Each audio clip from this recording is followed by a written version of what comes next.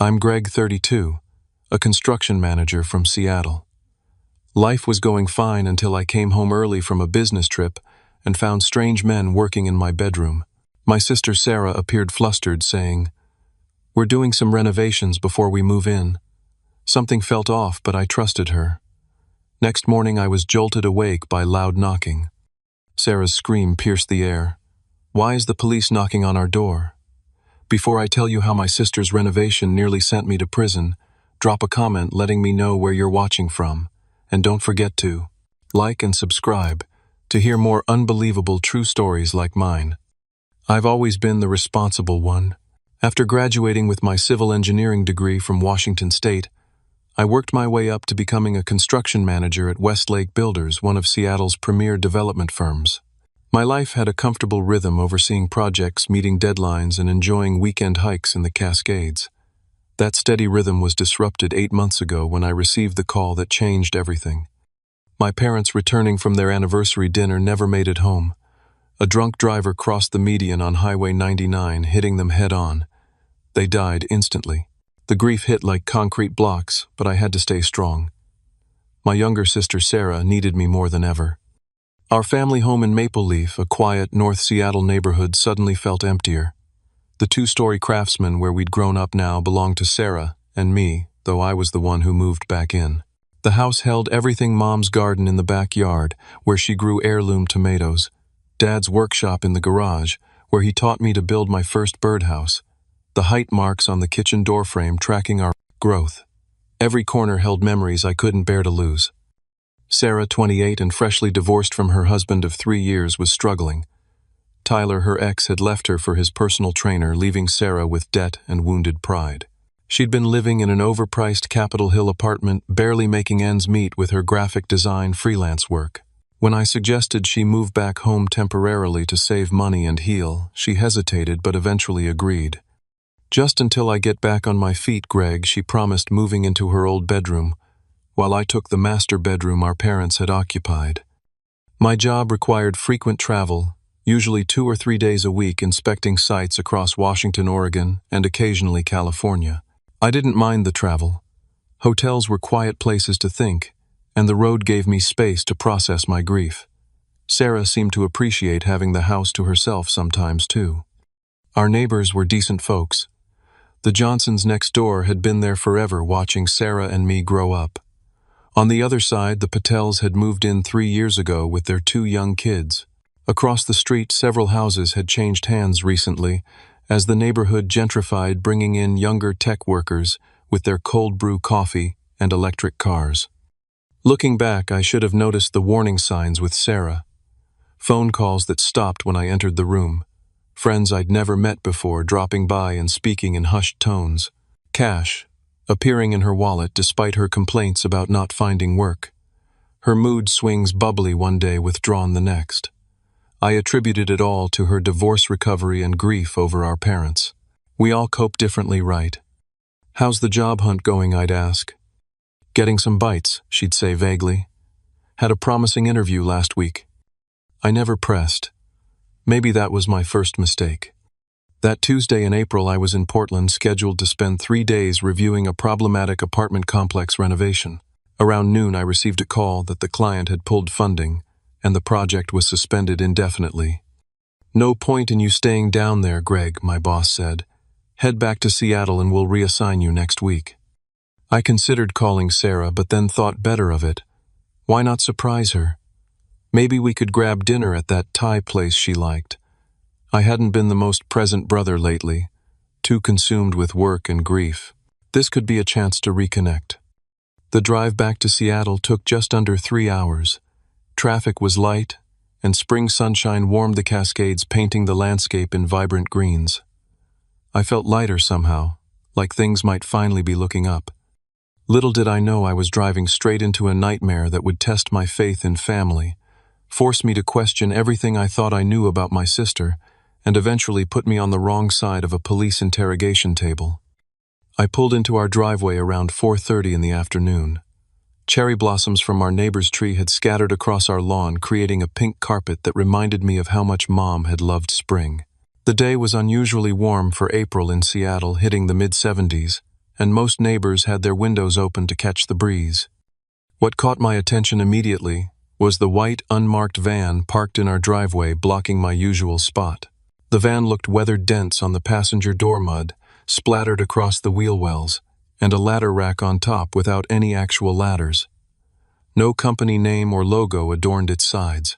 I parked on the street, figuring Sarah must have hired handymen for some minor repairs. As I approached the house, I heard muffled thumping sounds coming from upstairs, like furniture being moved or walls being hammered.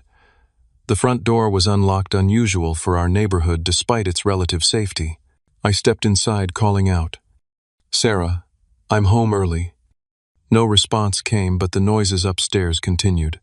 I set down my overnight bag in the hallway and headed up the stairs, noticing fine white dust on the steps.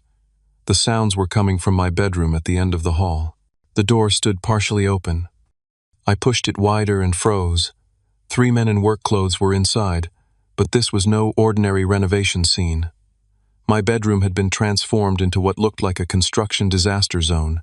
2 sections of drywall had been cut away, exposing the wooden studs inside.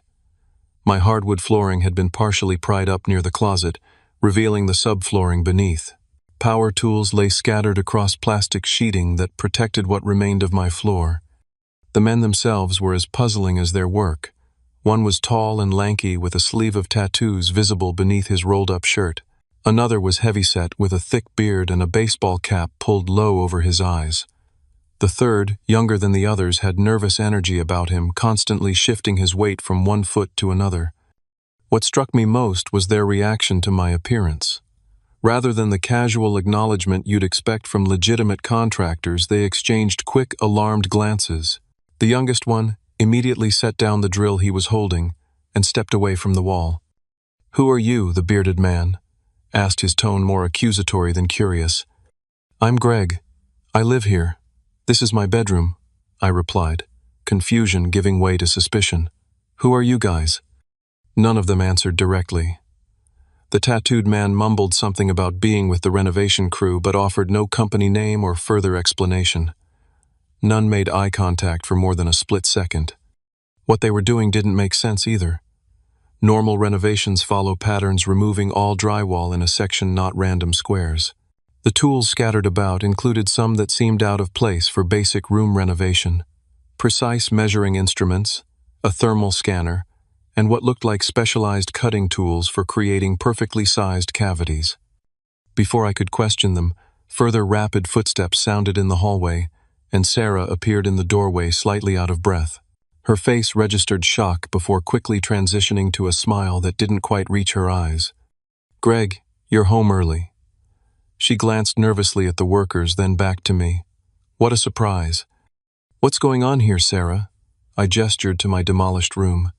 "Why are these guys tearing apart my bedroom?" Sarah's laugh sounded forced as she hooked her arm through mine, pulling me slightly away from the door. "It was supposed to be a surprise. We're doing some renovations before we move in." "Move in? Who's moving in? I already live here." "Marcus and I," she said, lowering her voice. "My boyfriend. I told you about him. Remember, we're getting pretty serious, and since you're always saying I should save money, we thought he could move in here. I was going to surprise you with a renovated master suite as a thank you for letting us stay." I had never heard of any Marcus. Sarah hadn't mentioned dating anyone, let alone someone serious enough to move into our family home.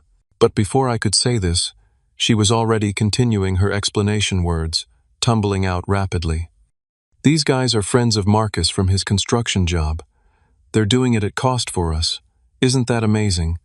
They're putting in some custom shelving and fixing that water damage spot you mentioned." I had never mentioned water damage. Looking over Sarah's shoulder, I saw the 3 men hurriedly packing up their tools, moving with the urgency of people eager to escape. The bearded one whispered something to the youngest, who nodded, and began gathering loose materials into a black garbage bag. "We'll finish up another time," the tattooed man said to Sarah, not even acknowledging me. "Text Marcus about the materials we need." Within 5 minutes, they had cleared out, leaving behind the partly demolished room and a tension so thick it felt hard to breathe.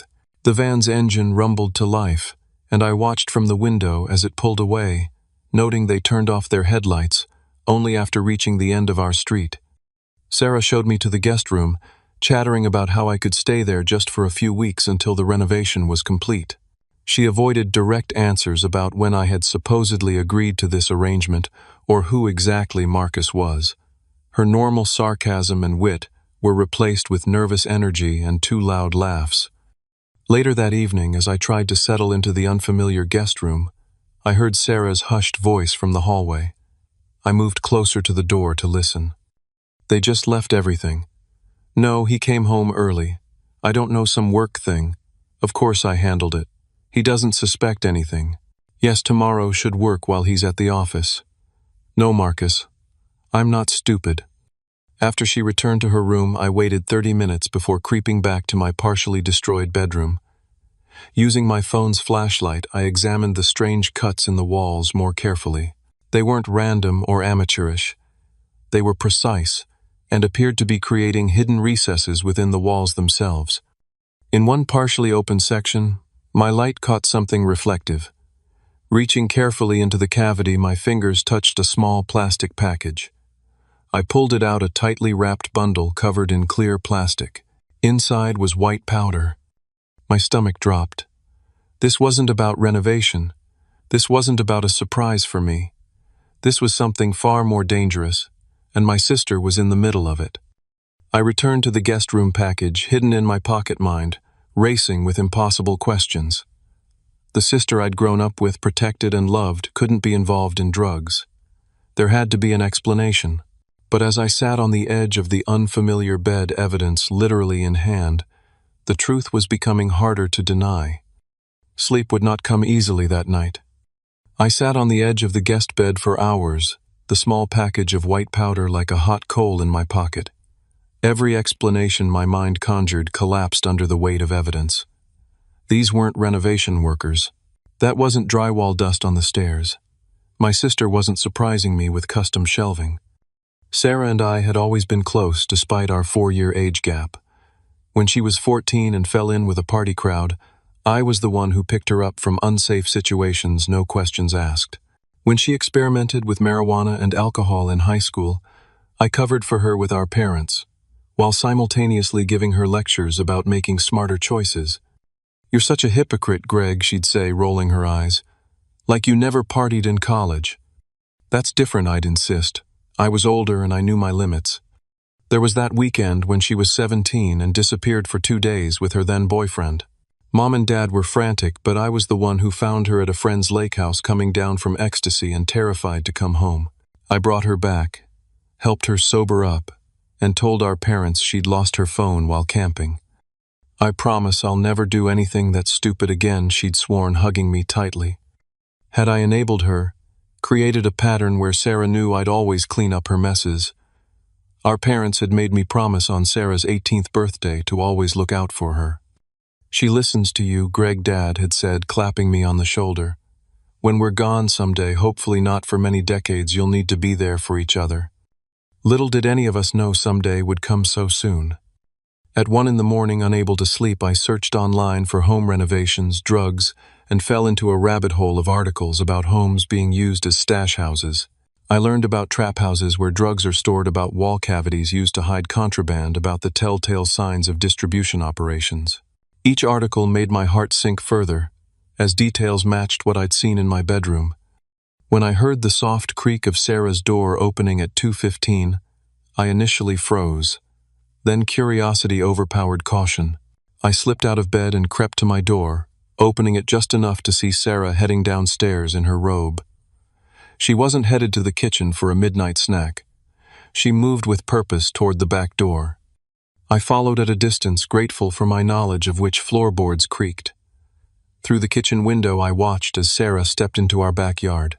The motion-activated security light illuminated her meeting with a man I'd never seen before, tall with a sleeve of tattoos visible even in the dim light.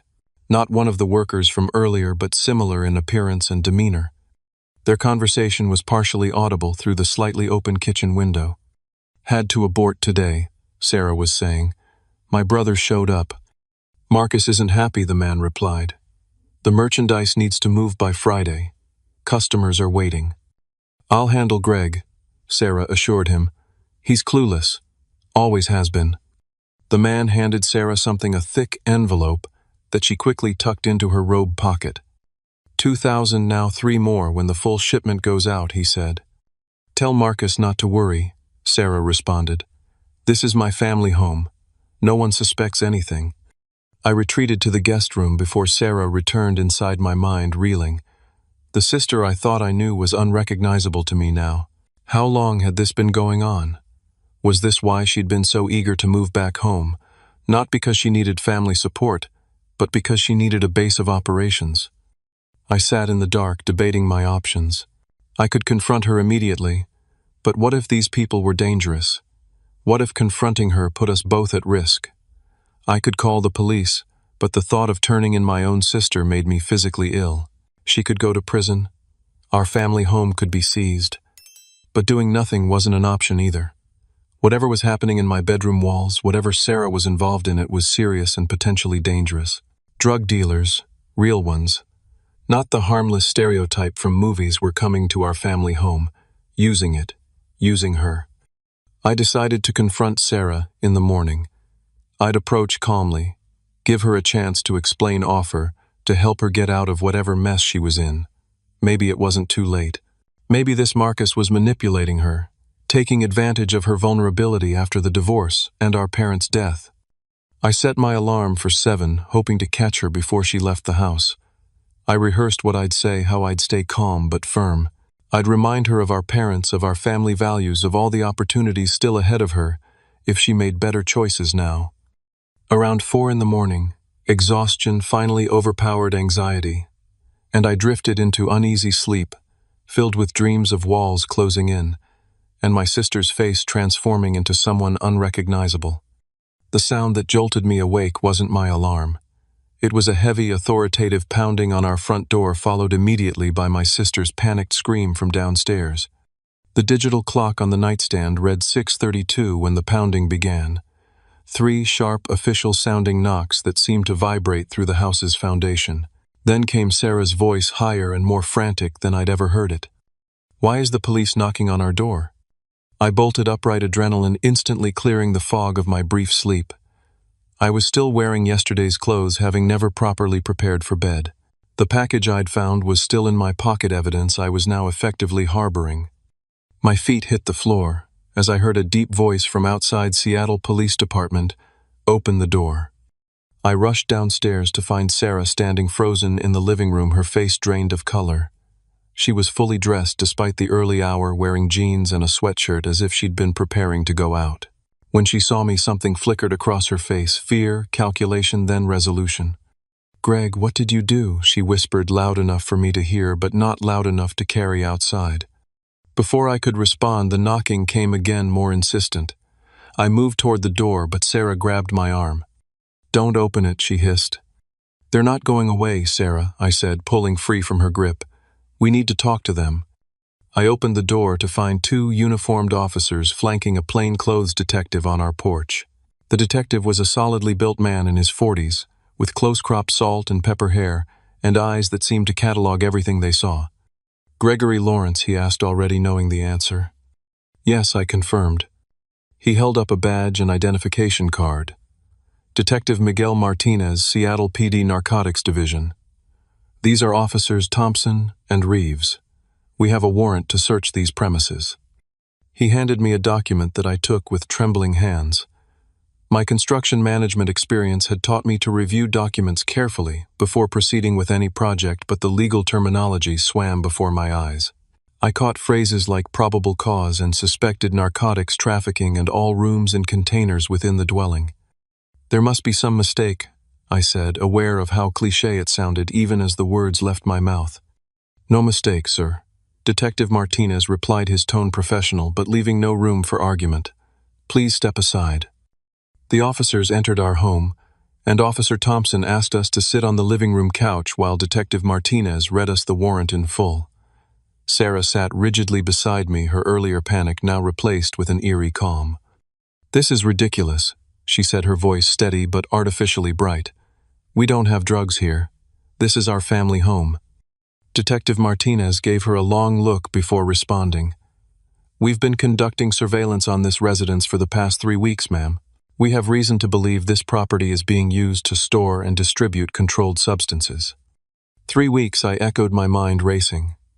That timeline coincided with when Sarah had started acting strangely, the secretive phone calls, the unexpected visitors. The detective turned to me. Mr. Lawrence, our information suggests you've been traveling frequently. Is that correct? Yes, for work. I'm a construction manager. Convenient expertise for someone modifying a house for hidden compartments, he noted dryly. Officer Reeves had already headed upstairs while Officer Thompson began methodically searching the ground floor. The sound of drawers opening, furniture being moved, and closet doors sliding filled the otherwise silent house. This is all a big misunderstanding, Sarah insisted, her voice taking on a desperate edge. We were just doing some renovations. Greg can tell you he saw the workers yesterday. Detective Martinez raised an eyebrow. Workers? What company? Sarah looked at me expectantly, but I couldn't back her lie. I don't know what company they were with, I admitted. They didn't say. They're friends of my boyfriend, Sarah jumped in. They were doing us a favor. Your boyfriend's name? Martinez asked. A heartbeat of hesitation. Marcus Wilson. The detective made a note in his small notebook, but something in his expression told me the name wasn't new to him. Officer Reeves Martinez called up the stairs. Check the master bedroom walls. Within minutes, the sound of discovery echoed through the house. Detective, you're going to want to see this, Officer Reeves called down. Martinez pointed at us. Stay here with Officer Thompson. Don't move. 10 minutes later, he returned downstairs, his expression grim. In his gloved hands were multiple plastic packages, similar to the one I'd found at least a dozen, possibly more. We've found approximately 2 kilograms of what appears to be cocaine, hidden in multiple wall cavities in the upstairs master bedroom, he announced formally. Additionally, we've discovered approximately $47,000 in cash, concealed in a modified floorboard compartment. Sarah gasped beside me, but I couldn't tell if it was genuine shock at the amount or practiced theatrics. That's not ours, I said automatically. I had no idea that was there. Is that right? Martinez studied me. Yet you own this house, correct? Property records show it was transferred to you and Sarah Lawrence after your parents' passing 8 months ago. Yes, but... And you work in construction with specific knowledge of how homes are built. Yes, but I didn't. And you were present yesterday when workers were modifying your bedroom walls. I felt the conversation slipping away from me, each fact connecting to create a picture of guilt despite my innocence. I just got home yesterday from a business trip, I explained desperately. I found those men in my room. I had no idea what they were really doing. Sarah suddenly shifted strategies. Greg's lying, she said, her voice quivering. This is his operation. It's his house. He moved me in here as cover. I turned to her in shock. Sarah, what are you doing? I'm telling the truth. Tears began streaming down her face. I was afraid to say anything. He said he'd blame everything on me if we ever got caught. Officer Thompson stepped forward as Detective Martinez nodded to him. Gregory Lawrence, Sarah Lawrence. You're both under arrest for possession of a controlled substance with intent to distribute a felony under Washington state law. The cold metal of handcuffs closed around my wrists as Martinez recited our Miranda rights. Through the living room window, I could see neighbors gathering on the sidewalk watching the spectacle unfold. The Johnsons, who had known us since we were children. The Patels with their young kids, wide-eyed at the drama. New neighbors whose names I didn't even know yet already, forming judgments that would follow our family name in local gossip for years to come. As we were led to separate police cruisers, Sarah caught my eye one last time. In that look was a complex mixture of emotions, guilt, fear, and something that looked like a plea. But a plea for what? Understanding, forgiveness. Or was she silently begging me to take the fall for her? The police car door closed behind me with a thud of finality, and I watched my childhood home recede in the rear window, yellow crime scene tape already being strung across our front porch. The interrogation room at the Seattle Police Department's North Precinct was exactly as depressing as crime shows depicted: windowless cinder block walls, painted an institutional beige, a metal table bolted to the floor, uncomfortable. chairs and a two-way mirror that didn't pretend to be anything else. The clock on the wall read 9:47, but it felt like days had passed since the morning raid. My handcuffs had been removed, but the red marks around my wrists remained a physical reminder of how quickly life can change. I'd been given a cup of water that sat untouched, condensation forming a ring on the metal table. When Detective Martinez entered, he carried a thick folder that he placed deliberately between us. He didn't speak immediately, a classic interrogation technique I recognized from television but was still powerless against. The silence stretched until anxiety compelled me to fill it. "I had nothing to do with those drugs," I said, my voice sounding foreign to my own ears. "I swear I didn't know." Martinez leaned back, studying me. "That's a common statement in this room, Mr. Lawrence. Rarely true, but common. In my case, it is true. I'm a construction manager, not a drug dealer. Those aren't mutually exclusive occupations." He opened the folder and began laying out photographs on the table. These were taken over the past 3 weeks. The surveillance photos showed my house from various angles. Sarah greeting different men at the door, the white van parked in our driveway on multiple occasions, close-ups of packages being carried inside. "Note the dates," Martinez said, tapping several photos. "March 23rd, March 27th, April 2nd, April 8th. All days your company confirms you were traveling for work." My heart sank. The operation had been running right under my nose, using my frequent absences as cover. I didn't know I repeated more weekly this time. "Your sister claims this was your operation, that you designed the wall cavities, scheduled the deliveries during your supposed business trips, and used her as a front." "That's absurd," I felt. A surge of anger break through my shock. Sarah's lying to save herself. "Maybe." Martinez didn't sound convinced. "But here's what we know for certain. The modifications to those walls were professionally done, not amateur work. The cavities were precisely sized and reinforced. Someone with construction knowledge designed them." "Not me," I insisted. "The operation required a secure location, minimal neighbor suspicion, and regular access. Your family home, with its established history in the neighborhood, was perfect. Your frequent travels provided coverage for activities." He laid out more photos, close-ups of the wall cavities in my bedroom, the hidden compartment under the floorboards, the packages of drugs and stacks of cash. 2 kilograms of cocaine, 47,000 in cash, and a distribution network tied to Marcus Wilson, a mid-level dealer we've been tracking for months. Martinez's eyes never left my face. "That's serious time, Mr. Lawrence. Federal charges, asset forfeiture including your family home." The mention of losing our parents' house hit me like a physical blow. "I can't lose that house," I said quietly. "It's all we have left of them." Something in Martinez's expression shifted slightly. "Tell me about yesterday," he said. "When you arrived home unexpectedly." I recounted everything: the van, the workers, Sarah's surprise and explanation, the overheard midnight conversation finding the package in the wall. As I spoke, I reached slowly into my pocket. "I found this," I said, placing the small package on the table. "I was going to confront Sarah this morning, but then you arrived." Martinez looked at the package, but didn't touch it. "Why didn't you call the police immediately upon finding this?" "She's my sister," I said simply. "After our parents died, we're all each other has left. I thought I could talk to her, help her get out of whatever mess she was in." He nodded slowly. "Family loyalty is powerful, sometimes destructive."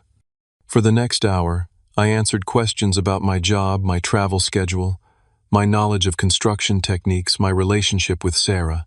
I provided names of coworkers who could verify my whereabouts during business trips, clients I'd met with, hotels where I'd stayed. "Your sister is in another room right now," Martinez eventually said.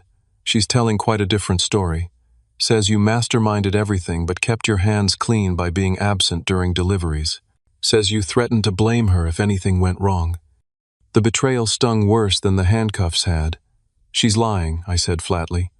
"Check my bank accounts. Check my phone records. You won't find connections to drug dealers or unexplained deposits." "We're doing that," Martinez assured me. "Financial forensics takes time." "What about Marcus Wilson? Have you arrested him?" "We're pursuing all leads." The non-answer told me They hadn't caught him yet. A knock at the door interrupted us. Officer Thompson entered and whispered something to Martinez, who nodded and stood up. "Wait here," he instructed, though where he thought I might go in a locked interrogation room, I wasn't sure. Left alone, I tried to process how thoroughly my life had imploded in less than 24 hours. My career might be over. What construction firm would hire a manager with drug charges? Our family home could be seized by the government. My sister, the person I'd promised to protect, had tried to frame me for her crimes. When Martinez returned 30 minutes later, his demeanor had subtly changed. "Your company has confirmed your whereabouts during the dates in question," he said. "Hotel keycard logs, client meeting records, gas receipts, all placing you out of Seattle when the deliveries occurred." Relief flooded through me, but it was short-lived. "That doesn't completely clear you," he continued. "You could have coordinated remotely, but it does contradict your sister's timeline." "What did Sarah say when you confronted her with that?" "She modified her story. Now claims you set everything up but left her to handle the day-to-day operations. Says this: Marcus's threatened her if she didn't cooperate. So she was throwing this Marcus under the bus, too. Have you verified Marcus Wilson exists?" "We know who he is," Martinez confirmed. "Mid-level dealer, operates primarily in the North Seattle area. Been on our radar for about a year." "Then you know I'm not him." "No one suggested you were. The question is your level of involvement in his operation." The interrogation continued for another hour. My phone records showed no contact with known dealers. My bank accounts revealed no unexplained deposits, just my regular salary and the modest inheritance from my parents, most of which had gone to paying off the remainder of their mortgage. Finally, the door opened again, and a woman in a sharp charcoal suit entered. "This interview is over," she announced. "I'm Jennifer Takahashi, Mr. Lawrence's attorney." "I didn't call an attorney," I said, confused. "Your company did," she explained briefly. "Westlake Builders has retained me on your behalf." She turned to Martinez. "Unless you're formally charging my client, he's leaving with me now." Martinez gathered his photos unhurriedly. "We're not charging him at this time. But don't leave town, Mr. Lawrence. This investigation is ongoing." Jennifer efficiently gathered me and my few possessions, leading me through the station to the processing desk, where I signed for my wallet, keys, and phone. "What about Sarah?" I asked, as we prepared to leave. "Your sister," Jennifer said carefully, "is still being processed. She's made several contradictory statements, but ultimately admitted to allowing Marcus Wilson to use your home as a storage location in exchange for money. She's being charged with possession with intent to distribute." The weight of it all suddenly hit me, and I leaned against the wall for support. "Can I see her?" Jennifer checked her watch. "They're transferring her to King County Jail within the hour. Better to set up a proper visit tomorrow." As we stepped outside the precinct, the spring sunshine felt surreal after hours in the windowless interrogation room. I was free, at least temporarily, but the nightmare was far from over. "What happens now?" I asked Jennifer. "Now," she said, guiding me toward her car, "we prepare your defense. And hope your sister doesn't dig herself or you into a deeper hole." The yellow crime scene tape wrapped around our front porch posts fluttered in the breeze, an unsubtle announcement to the entire neighborhood that something had gone terribly wrong in the Lawrence family home. I stood on the sidewalk 2 days after the arrest, Jennifer Takahashi beside me, as we waited for the police department's evidence team to finish their final sweep. "Once they remove the tape, you can go back in," she explained. "But be prepared, they've likely left a mess." "I can't stay there anyway," I said. "Not right now." I'd spent the past 48 hours in a downtown hotel paid for by Westlake Builders. My boss, Alan Sherman, had been surprisingly supportive after his initial shock. "The company stands behind you, Greg," he'd said during our brief meeting the previous day. "We know your character. Just keep us updated on the legal situation." What he didn't say, but we both understood, was that this support had limits. If charges were formally filed, if this became a public relations issue, Westlake would distance themselves quickly. Detective Martinez approached from the house, nodding to us as he removed his latex gloves. "We're wrapping up, Mr. Lawrence. You can return to your property within the hour." "Any more surprises I should know about?" I asked. "No additional contraband was found," he confirmed. but we've thoroughly documented the modifications to the walls and floors. Don't attempt any repairs or renovations without notifying our department first. What about my sister? Is she still in jail? Martinez's expression remained professional. Miss Lawrence had her arraignment this morning. Bail was set at $100,000, an amount she couldn't possibly afford, an amount I wasn't sure I wanted to pay given her betrayal. She provided substantial information about Marcus Wilson's operation, Martinez continued.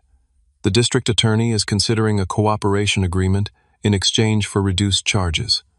She's turning state's evidence Jennifer translated for me. Marcus Wilson was arrested last night during an arranged buy, Martinez added. Your sister's information was helpful in making that happen. At least Sarah had done one thing right, helping remove a drug dealer from the streets. But it didn't erase her actions or her attempt to frame me. Once the police departed and the crime scene tape came down, Jennifer and I entered the house. The detective hadn't exaggerated about the mess. Drawers had been emptied onto floors, furniture moved, pictures removed from walls, even air vents unscrewed and left hanging. My bedroom was the worst: sections of drywall completely removed, floorboards pried up, insulation pulled from cavities. It's going to take weeks to repair, I said, surveying the damage. Document everything, Jennifer advised. Take photos. Keep receipts for repairs. If you're cleared completely, you might be able to file for compensation. That if hung heavy in the air between us. After Jennifer left, I wandered through the empty house, seeing it through new eyes. The home that had represented security and family now felt tainted. In the kitchen, I found Sarah's coffee mug in the sink, a smear of her pink lipstick on the rim, such a normal, everyday object now connected to an unrecognizable version of my sister. The next morning, I visited Sarah at the King County Correctional Facility. The visiting area was a sterile room with bolted-down metal tables and plastic chairs. Sarah entered wearing an orange jumpsuit, her normally styled hair pulled back in a simple ponytail, her face devoid of makeup. She looked simultaneously younger and older than her 28 years. You came, she said, genuine surprise in her voice as she sat across from me. I almost didn't, I admitted. Silence stretched between us, weighted with betrayal and unasked questions. Why, I finally managed. Just one word, but it contained multitudes. Sarah's eyes dropped to the table. It wasn't supposed to happen like this. How is it supposed to happen? You turn our family home into a drug warehouse and then, what? Live happily ever after with your dealer boyfriend. Marcus wasn't just a dealer, she defended weakly. He has bigger plans. Investments. Oh, I'm sure, I scoffed. All drug dealers say that. You don't understand how bad things got after my divorce, she continued.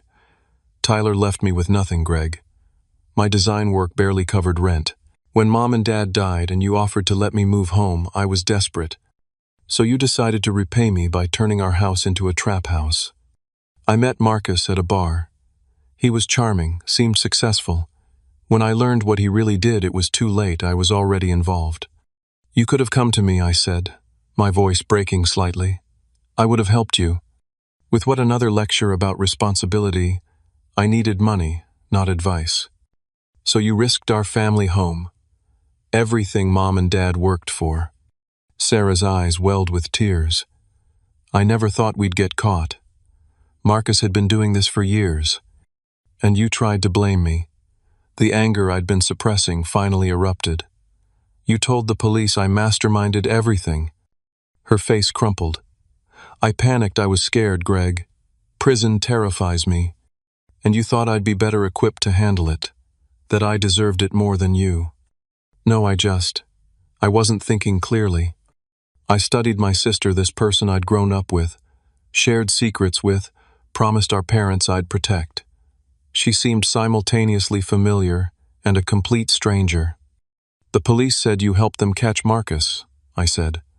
She nodded, wiping tears with her sleeve. They offered me a deal. If I testified against him, helped them understand his operation, they'd reduce my charges. How reduced? Possibly 3 years instead of 10. Maybe parole after 18 months with good behavior. The reality of our new normal hit me. My sister would go to prison. Our family had imploded. The home that should have been our sanctuary was now evidence in a drug trafficking case. "What about the house?" Sarah asked quietly. "What about it? It's a crime scene. Half my bedroom is missing. I'm staying at a hotel because I can't bear to sleep there." "Are they going to take it? Asset forfeiture?" Of course she'd be worried about that. "Jennifer says there's a good chance we can keep it since I've been cleared of involvement. But honestly, Sarah, I don't know if I want to keep it anymore. Every corner of that house now reminds me of your betrayal." Fresh tears spilled down her cheeks. "I'm sorry, Greg. I know that doesn't fix anything, but I am. I was desperate and stupid and scared. I wanted to stay angry.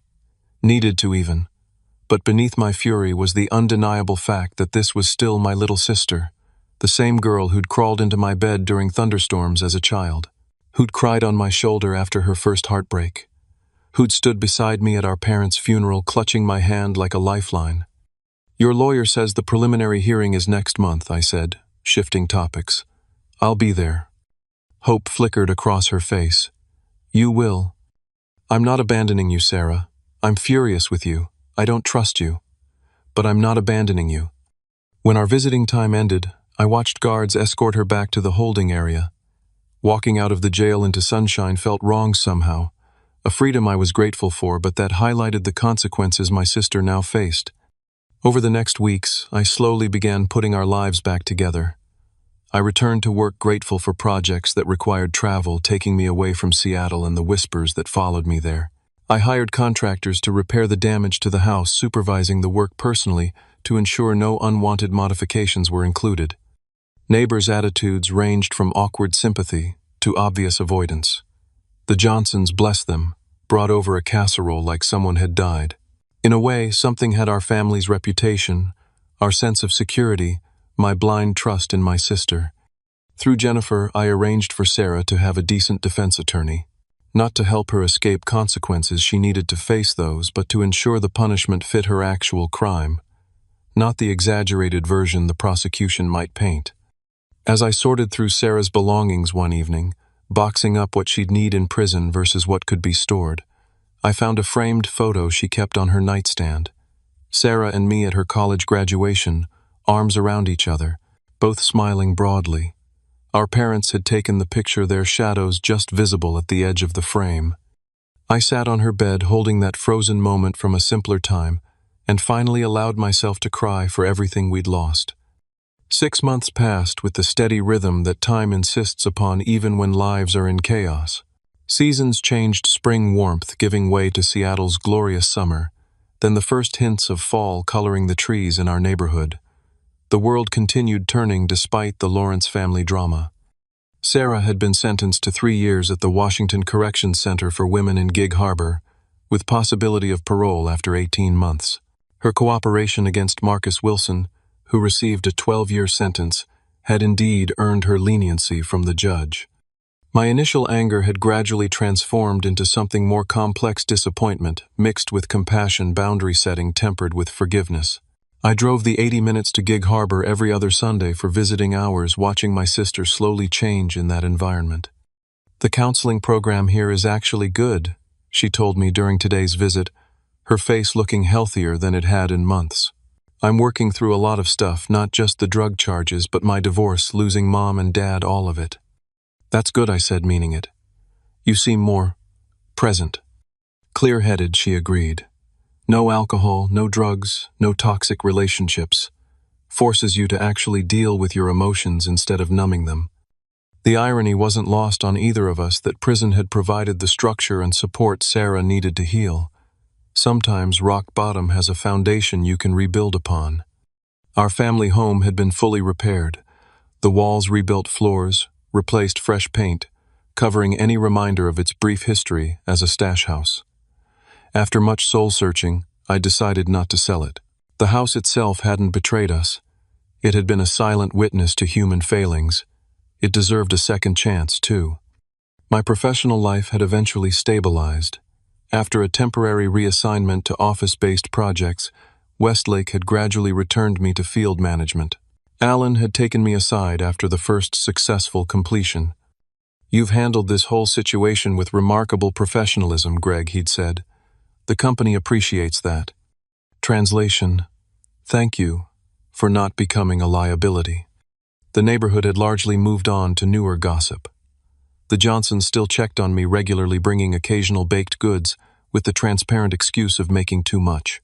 The Patel's children had resumed cutting across our lawn as a shortcut to the park, a small but meaningful sign that we weren't being treated as pariahs anymore. Not everything had healed so neatly.